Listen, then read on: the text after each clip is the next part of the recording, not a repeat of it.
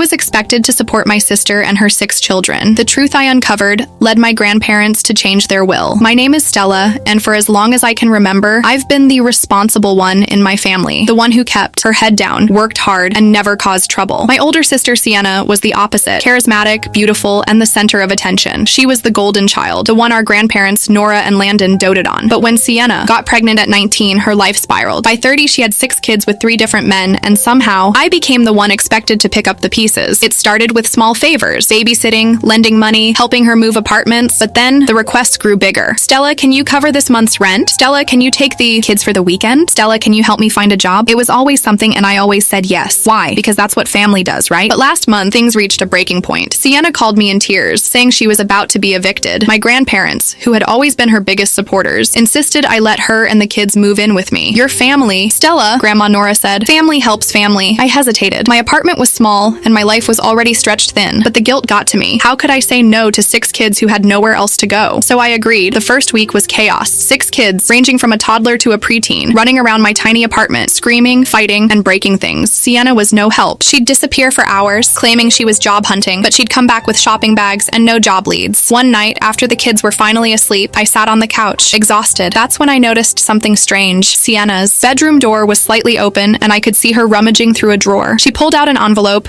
glanced over her shoulder, and quickly stuffed it under a pile of clothes. My stomach churned. What was she hiding? The next day, while Sienna was out job hunting again, I couldn't resist. I went into her room and searched the drawer. What I found made my blood run cold. A stack of envelopes, all addressed to Sienna from the fathers of her kids. Inside were child support checks, some for thousands of dollars. I felt sick. Sienna had been cashing these checks for years, but she'd never used the money to support her children. Instead, she'd been spending it on herself. Designer bags, nights out, and who knows what else. I confronted her that night, and she exploded. You think you're so perfect, Stella. You don't know what it's like to struggle, she screamed. But the real shock came when she let it slip. Grandma and Grandpa know everything. They've been helping me cover it up. I was stunned. My grandparents, who had always preached about responsibility and family values, had been enabling Sienna's selfish behavior for years. I felt betrayed, but I also knew I couldn't let this continue. The next morning, I went to my grandparents' house. I laid it all out. The checks, the lies, the way Sienna was neglecting her kids. At first, they denied it. Sienna would never do that, Grandma Nora said. But when I showed them the evidence, they broke down. We didn't want her to struggle, Grandma said, tears streaming down her face. We thought we were helping, but the real twist came a week later. My grandparents called a family meeting. They revealed they were changing their will. Instead of leaving everything to Sienna, as they'd always planned, they were splitting their estate between the 2 of us, with a condition. Sienna would only get her share if she completed parenting, classes, and got her life together. Sienna was furious, but for the first time, I felt like justice had been served. The kids are now living with me full-time, and Sienna is finally facing the consequences of her actions. But here's the kicker. While going through my grandparents' paperwork, I found an old photo of my mom with a man who wasn't my dad. On the back it read, "To Nora and Landon, thank you for taking care of Stella. I've always known I was adopted, but now I'm left wondering, who is this man, and what does this mean for my family?" The story isn't over yet.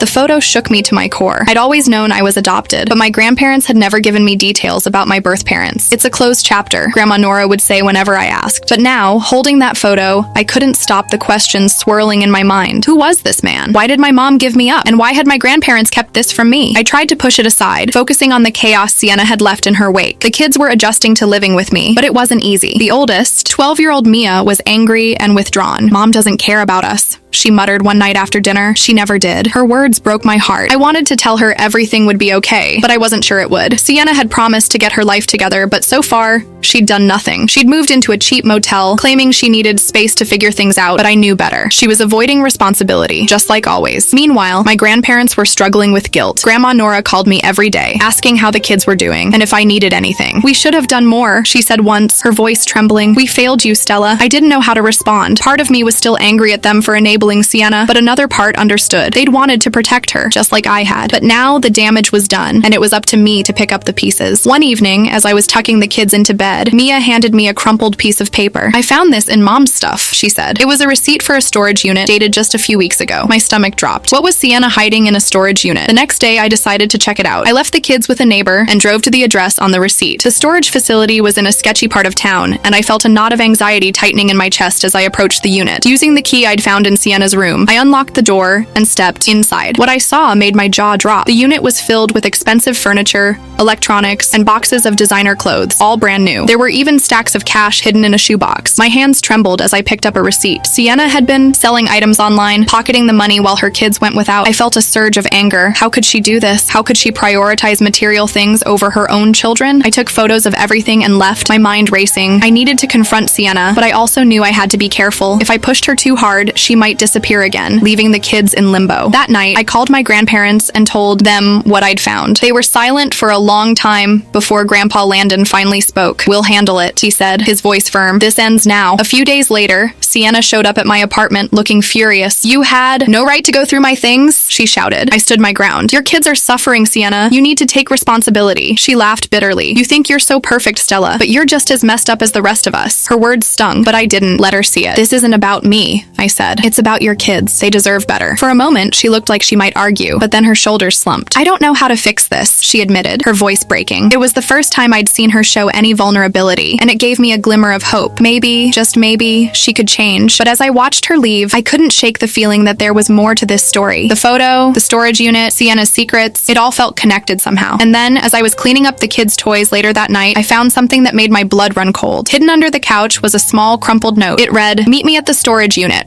We need to talk. Jace." Who was Jace? And what did he want with Sienna? The story wasn't over yet. The name Jace sent a chill down my spine. I'd heard the kids mention him before, whispering about Uncle Jace visiting when I wasn't home. At the time, I'd assumed he was just another one of Sienna's flings, but now I wasn't so sure. Who was this man, and why was he meeting Sienna at the storage unit? I couldn't shake the feeling that something was off. The storage unit, the cash, the note, it all felt like pieces of a puzzle I couldn't quite put together. But one thing was clear. I needed answers. The next morning, I dropped the kids off at school and headed straight to the storage facility. My heart pounded as I approached the unit, half expecting to find Sienna or this mysterious Jace waiting for me. But the place was empty, the unit locked tight. I stood there for a moment, unsure of what to do. Then, on a whim, I decided to check the security office. Maybe they had footage of who had been coming and going. The manager, a gruff man in his 50s, eyed me suspiciously when I asked to see the records. "We don't just hand that stuff out," he said. I hesitated, then pulled out my phone and showed him the photos I'd taken of the unit. "My sister's kids are in danger," I said, my voice trembling. "I think she's mixed up in something bad, and I need to know who she's been meeting here." The manager's expression softened. "All right," he said, "but this stays between us." He led me to a small room with a monitor and pulled up the footage from the past few weeks. My stomach churned as I watched Sienna enter the unit multiple times, always alone. But then, on one of the clips, I saw him. A tall, broad-shouldered man with a baseball cap pulled low over his face. Jace. He and Sienna argued outside the unit, their voices too muffled to make out what they were saying. Then, to my shock, he handed her a thick envelope before walking away. My mind raced. What was in that envelope? Money? Documents? And why was Sienna meeting him here, of all places? I thanked the manager and left, my thoughts spinning. I needed to talk to Sienna, but I knew she wouldn't tell me the truth, not unless I had leverage. That afternoon, I decided to dig deeper into Sienna's past. I started with social media, scrolling through years of posts and photos. It didn't take long to find what I was looking for. A photo of Sienna and Jace together, smiling like old friends. The caption read, "Reunited with my partner in crime. Missed you, Jace." Partner in crime? What did that mean? I kept scrolling, my unease growing. Then I found something that made my blood run cold. A news article from 5 years ago about a local theft ring that had been busted by the police. The ringleader's name? Jace Monroe. My hands shook as I read the article. Jace had been arrested for running a scam operation, stealing high-end items, and selling them online. He'd served time in prison but had been released a year ago. Suddenly, everything clicked. The storage unit, the designer items, the cash. Sienna wasn't just spending child support money. She was involved in Jace's scams. I felt sick. How could she do this? How could she risk everything? Her freedom, her kids' futures, for a quick buck? I needed to confront her, but I also knew I had to be careful. If Jace was involved, this was bigger than I'd thought. That night, I called my grandparents and told them everything. They were silent for a long time before Grandma Nora finally spoke. "We'll handle it," she said, her voice firm, "but you need to stay out of this, Stella. It's too dangerous." I wanted to argue, but I knew she was right. This wasn't just about family drama anymore. This was about crime, betrayal, and secrets that went deeper than I could have imagined. But as I hung up the phone, I couldn't shake the feeling that I was missing something. The photo of my mom, the storage unit, Jace, it all felt connected. And then, as I was getting ready for bed, I found something that made my heart stop. Hidden in the back of my closet was an old shoebox I hadn't opened in years. Inside was a letter addressed to me. The handwriting was unfamiliar, but the words sent a chill down my spine. "Stella, if you're reading this, it means I'm gone. There's so much I need to tell you, but I can't. Not yet. Be careful. Trust no one. Mom." The story wasn't over yet. The letter from my mom felt like a punch to the gut. I'd never known her. She died when I was a baby, and my grandparents had always been vague about her life. But now, holding this letter, I felt a surge of emotions I couldn't quite name. What had she been trying to tell me? And why had she warned me to trust no one? I read the letter over and over, searching for clues. But there were none. Just those cryptic words and a sense of foreboding that made my skin crawl. I couldn't sleep that night. My mind raced with questions. Was my mom involved in something dangerous? Was that why she'd given me up? And how did this connect to Sienna and Jace? The next morning, I decided to take matters into my own hands. I called in sick to work and dropped the kids off at school, telling them I'd pick them up early. Then I drove to the one place I thought might have answers, the courthouse. I spent hours digging through old records, searching for anything about my mom or Jace. It was tedious work, but I was determined. And then, finally, I found something. A court document from 20 years ago. It was a custody case. My mom had been fighting for custody of me, but the judge had ruled in favor of my grandparents. The reason? My mom had been deemed unfit due to her involvement in a criminal investigation. My hands trembled as I read the details. My mom had been accused of being an accomplice in a series of thefts, the same kind of thefts Jace had been arrested. For years later, I felt like the ground had been ripped out from under me. My mom, a criminal? It didn't make sense, but the evidence was right there in black and white. I needed to talk to someone who knew her, someone who could tell me the truth. But who? My grandparents had always been tight-lipped about her, and Sienna was too young to remember anything. Then it hit me. Jace. If he'd been involved in the same kind of scams as my mom, maybe he knew her. Maybe he could tell me what had really happened. But approaching him was risky. If he was still involved in illegal activities, he wouldn't take kindly to me snooping around. Still, I didn't have a choice. I needed answers. That afternoon, I drove back to the storage facility, hoping to catch Jace there, but the place was empty, the unit locked tight. I waited for hours, my anxiety growing with every passing minute. Just as I was about to give up, I saw him, a tall figure in a baseball cap, walking toward the unit. My heart raced as I stepped out of my car and called his name. Jace! He froze, then turned to face me. His eyes narrowed as he recognized me. Who are you? He asked, his voice low and wary. I'm Stella, I said, trying to keep my voice steady. Sienna's sister. His expression darkened. What do you want? I took a deep breath. I need to know about my mom. Did you know her? Did you work with her? For a moment, he just stared at me, his face unreadable. Then he sighed and shook his head. You don't want to go down this road, kid. Trust me. I need to know the truth. I insisted. He hesitated, then glanced around like he was making sure no one was watching. Fine, he said, but not here. Meet me tonight at the old diner on 5th Street, 8 p.m., and come alone. Before I could respond, he turned and walked away, leaving me standing there with more questions than answers. That night, I told my grandparents I was going out with friends and left the kids with them. I drove to the diner, my nerves on edge. Jace was already there, sitting in a corner booth with a cup of coffee. I slid into the seat across from him, my heart pounding. Tell me everything, I said. He looked at me for a long moment, then sighed. Your mom wasn't a criminal, Stella. She was a victim, and if you're not careful, you'll end up just like her. The story wasn't over yet. Jace's words hung in the air like a storm cloud, heavy and ominous. What do you mean she was a victim? I asked, my voice barely above a whisper. He leaned back in the booth, his eyes scanning the diner as if checking for eavesdroppers. Your mom got mixed up in something she didn't understand, he said, his tone low and cautious. She thought she was helping someone she trusted. Turns out that person was using her. Who? I pressed, my hands gripping the edge of the table. Who used her? Jace hesitated, his jaw tightening. It's complicated, he said finally. But let's just say it wasn't just about money. It was about power, control, and secrets. Your mom found out too much, and it cost her everything. My stomach churned. Are you saying she was killed because of what she knew? He didn't answer right away, just stared into his coffee like it held all the answers. I'm saying some people don't like loose ends, he said at last. And your mom became a loose end. I felt like the room was spinning. All these years, I'd thought my mom had died in an accident, but now, Jace was implying something far darker. Why are you telling me this? I asked, my voice shaking. What do you want from me? He leaned forward, his expression serious. I'm telling you because you're digging into things you don't understand. And if you keep going, you're going to end up in the same mess your mom did. Sienna's already in too deep, and now you're pulling at threads that could unravel everything. What threads? I demanded. What are you talking about? He sighed, running a hand over his face. The storage unit, the scams, the money, it's all connected to something bigger, something dangerous. And if you keep poking around, you're going to attract the wrong kind of attention. I wanted to argue, to demand more answers, but the look in his eyes stopped me. He wasn't just warning me, he was scared. What about Sienna? I asked quietly. Is she in danger? He hesitated, then nodded. She's in over her head, and if she doesn't get out soon, she's going to drag you and those kids down with her. I felt a lump forming in my throat. What do I do? He reached into his pocket and slid a small piece of paper across the table. Take this, he said. It's the name of someone who can help, but you need to be careful, Stella. Trust no one. I glanced down at the paper. It had a single name written on it. Detective Mara Cole. Before I could ask any more questions, Jace stood up. I've said too much already, he muttered. Don't contact me again. And with that, he walked out of the diner, leaving me sitting there with more questions than answers. The next morning,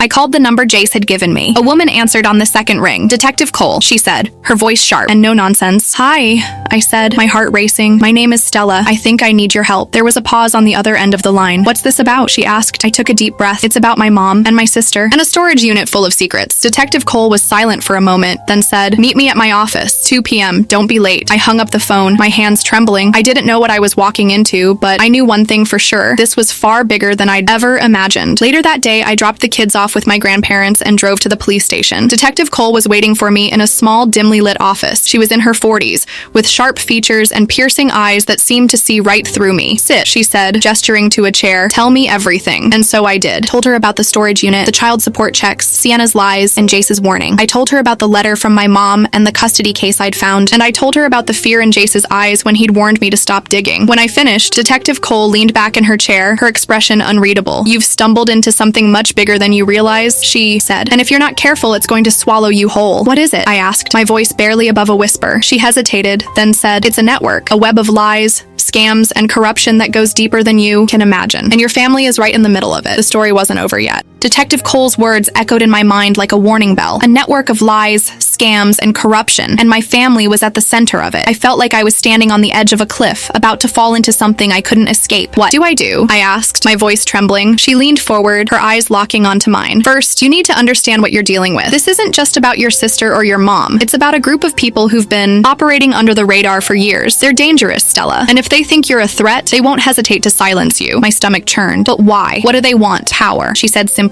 Money, control, influence. It's all the same to them, and they'll do whatever it takes to protect it. I thought about Sienna, about the storage unit, and the child support checks. Was she just a pawn in their game, or was she deeper in than I realized? What about my sister? I asked. Is she in danger? Detective Cole hesitated, then nodded. If she's involved, even indirectly, she's at risk. But the bigger question is, are you willing to risk everything to help her? I didn't, and know how to answer that. Sienna had made her choices, but she was still my sister, and her kids, they were innocent in all of this. I need to protect my family, I said finally, but I don't know how. Detective Cole studied me for a moment, then reached into her desk drawer and pulled out a file. This is everything we have on the group, she said, sliding it across the table. It's not much, but it's a start. Read it, memorize it, and then destroy it. If anyone finds out you have this, you're as good as dead. I opened the file, my hands shaking. Inside were photos, documents, and names. Some I recognized, others I didn't. But one name stood out. Victor Hale. Who's Victor Hale? I asked, pointing to the name. Detective Cole's expression darkened. He's the one pulling the strings. He's smart, ruthless, and untouchable. At least so far. I felt a chill run down my spine. And my mom? Was she connected to him? She nodded. Your mom worked for him briefly. She thought she was helping him run a legitimate business, but she found out the truth. And when she tried to leave, he made sure she couldn't talk. I felt like I'd been punched in the gut. All these years, I'd thought my mom's death was an accident, but now I knew the truth. She'd been silenced. What do I do now? I asked, my voice barely above a whisper. Detective Cole leaned back in her chair, her expression grim. You have two choices. You can walk away, pretend you never saw any of this, and hope they leave you alone, or you can help us bring them down. I stared at her, my mind racing. Walking away would be the safe choice, but it would mean abandoning Sienna and her kids to whatever fate awaited them. Helping Detective Cole, on the other hand, would put me directly in the crosshairs of people who had no qualms about killing to protect their secrets. But then I thought about my mom, about the letter she'd left me. Be careful. Trust no one. She'd wanted to protect me, even from beyond the grave, and now it was my turn to protect the people I loved. I'll help, I said finally, but I need to know one thing. Can you protect my family? Detective Cole hesitated, then nodded. We'll do everything we can. But you need to understand, Stella, this isn't going to be easy. There will be risks, and there's no guarantee we'll succeed. I took a deep breath, trying to steady my nerves. I understand. She handed me a burner phone. Use this to contact me. Don't tell anyone about this meeting, not even your grandparents. And whatever you do, don't trust Jace. He's not who you think he is. I nodded, slipping the phone into my pocket. As I left the police station, I felt a strange mix of fear and determination. I didn't know what I was walking into, but I knew one thing for sure. I wasn't going to let Victor Hale or anyone else destroy my family. But as I drove home, I couldn't shake the feeling that I was being watched. And when I got back to my apartment, I found something that made my blood run cold. A single red rose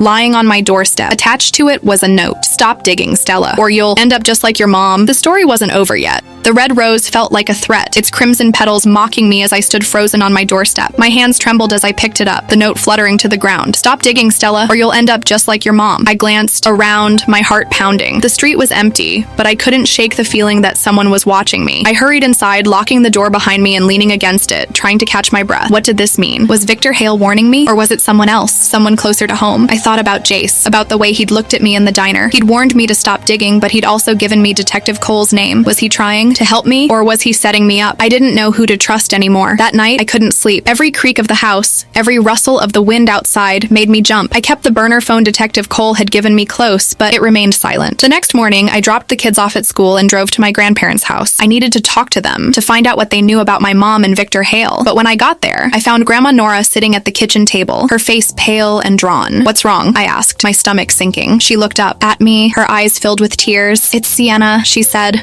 her voice shaking. "She's gone." "What do you mean gone?" I asked, my heart racing. "She left in the middle of the night," Grandma said. "She took some clothes and her phone, but she didn't say where she was going. She just left a note." She handed me a crumpled piece of paper. It read, "I'm sorry, I can't do this anymore. Take care of the kids." I felt a surge of anger and fear. How could Sienna just leave her kids like that? And where had she gone? "We need to find her," I said, my voice firm. Grandma Nora shook her head. "No, Stella, you need to stay out of this. It's too dangerous." I stared at her, my frustration boiling over. "You keep saying that, but you're not telling me why. What are you hiding, Grandma? What do you know about my mom and Victor Hale?" Her face went pale, and for a moment, she didn't say anything. Then she sighed, her shoulders slumping. "Your mom got mixed up in something she couldn't handle," she said finally, "and we tried to protect her, but it wasn't enough. We couldn't save her, Stella, and now we're trying to save you." I felt a lump forming in my throat. "What happened to her?" Grandma Nora hesitated, then said, "She found out something she wasn't supposed to know, and when she tried to expose it, they silenced her." "Who?" I demanded. "Victor Hale?" She nodded, her eyes filled with pain. "He's a dangerous man, Stella, and if you keep digging, he'll come after you too." I felt a surge of determination. "I'm not going to let him win," I said. "Not this time." Grandma Nora reached out and took my hand, her grip surprisingly strong. "Please, Stella, be careful. You're all we have left." I nodded, but inside I knew I couldn't stop now. I had to find Sienna, to protect her kids, and to uncover the truth about my mom. That afternoon, I called Detective Cole. "Sienna's gone," I said as soon as she answered. "I think Victor Hale might have taken her." There was a pause on the other end of the line. "We'll look into it," she said finally. "But you need to stay out of this, Stella. If Victor Hale is involved, it's too dangerous for you." "I can't just sit back and do nothing," I said, my voice breaking. "I understand," she said, "but you need to trust us. We'll handle this." I hung up the phone, feeling more alone than ever. But as I sat there staring at the burner phone, I realized I had one more lead. Jace. I didn't know if I could trust him, but he was the only one who might know where Sienna had gone. That night, I drove to the storage facility, hoping to find him there. But when I arrived, the unit was empty, the door hanging open. Inside, I found something that made my blood run cold. A single red rose, just like the one on my doorstep. And next to it was a note. "You're running out of time, Stella. The story wasn't over yet." The storage unit felt like a trap, the red rose and the note taunting me as I stood there, my heart pounding. I glanced around, half expecting someone to jump out at me, but the place was eerily quiet. The only sound was the faint hum of the overhead lights. I picked up the note, my hands trembling. "You're running out of time, Stella." What did that mean? Was this a warning or a countdown to something worse? I didn't know what to do. Jace wasn't here, and I had no way of finding him. Detective Cole had told me to stay out of this, but I couldn't just sit back and wait. Not when Sienna's life, and maybe her kids' lives, were at stake. I decided to search the unit, hoping to find something, anything, that could lead me to Sienna. I rummaged through boxes and piles of clothes, my frustration growing with every passing minute. And then, tucked under a stack of old magazines, I found something that made my breath catch. A small, leather-bound journal. I opened it, my heart racing. The pages were filled with my mom's handwriting, neat and precise. I flipped through them, my eyes scanning the words. It was a diary. I sat down on the floor, my hands shaking as I read. The entries were dated from over 20 years ago, around the time my mom had died. And as I read, a chilling picture began to emerge. My mom had been working for Victor Hale, just like Detective Cole had said, but she hadn't known what she was getting into. At first, she'd thought it was just a job, running errands, managing accounts, nothing illegal. But then she'd started noticing things, money disappearing, people showing up at odd hours, whispered conversations that stopped when she walked into the room. And then she'd found the files. "I don't know what to do," she'd written in one entry. "I found documents, bank statements, contracts, names. It's all connected to something bigger, something dangerous. I think Victor is involved in human trafficking, and if I don't do something, more people will get hurt." My stomach churned as I read the words. Human trafficking? Was that what this was all about? I kept reading, my heart pounding. My mom had tried to expose Victor, but she'd been too scared to go to the police. Instead, she'd confided in someone she thought she could trust, a man named Jace. "Jace says he'll help me," she'd written, "but I don't know if I can trust him. He's always been loyal to Victor, but he says he's changed, that he wants to do the right thing. I hope he's telling the truth." The next entry was the last one. "I think they know. Victor's been watching me, and Jace hasn't answered my calls. I'm scared,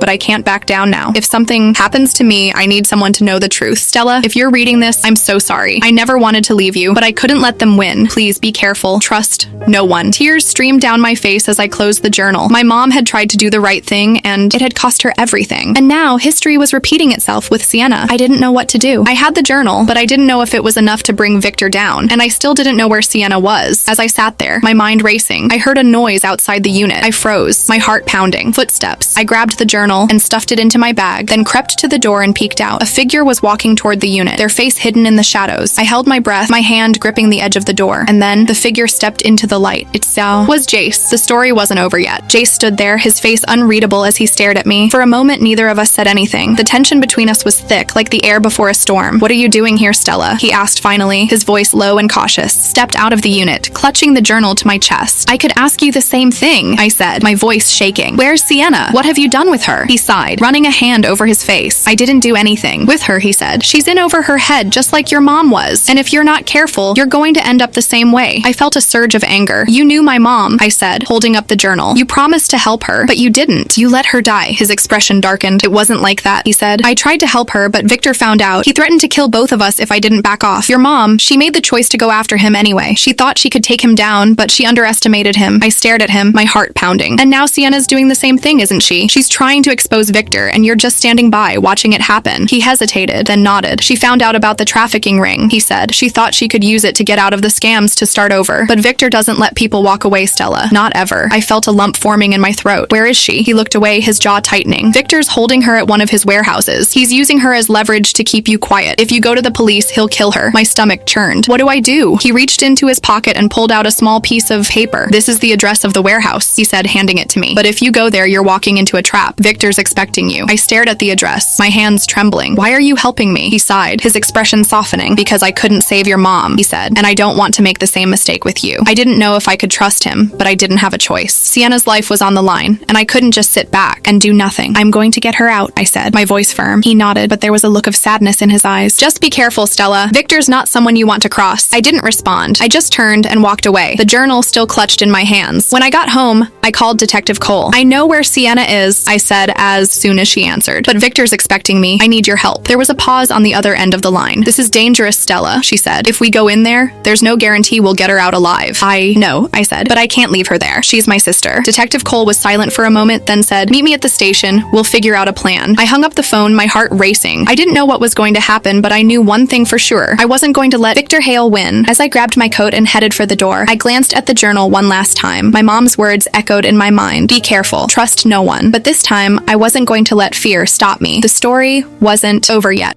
The warehouse was on the outskirts of town, a crumbling, abandoned building surrounded by chain-link fences and overgrown weeds. Detective Cole and a team of officers were positioned nearby, waiting for my signal. I stood at the edge of the property, my heart pounding as I stared at the building. Remember, Detective Cole had said before I left, your job is to get Sienna out. Let us handle Victor. But as I approached the warehouse, I couldn't shake the feeling that something was off. The place was too quiet, too still. It felt like a trap. I slipped through a gap in the fence and crept toward the building, my breath coming in shallow gasps. The journal was tucked into my bag, a reminder of why I was doing this. For my mom, for Sienna, for her kids. When I reached the door, I hesitated. What if Victor was waiting for me on the other side? What if this was all a setup? But then, I thought about Sienna, about the fear in her voice when she'd called me that night. I couldn't leave her here. I pushed the door open and stepped inside. The warehouse was dark, the only light coming from a single bulb hanging from the ceiling. The air was thick with dust, and the smell of oil and the sound of dripping water echoed through the space. Sienna, I called, my voice barely above a whisper. There was no response. I moved deeper into the warehouse, my eyes scanning the shadows. And then I saw her. Sienna was tied to a chair in the middle of the room, her head slumped forward. She looked pale and weak, like she hadn't eaten or slept in days. Sienna! I rushed toward her, my heart racing. But before I could reach her, a voice stopped me in my tracks. I was wondering when you'd show up. I turned to see Victor Hale stepping out of the shadows. He was tall and imposing,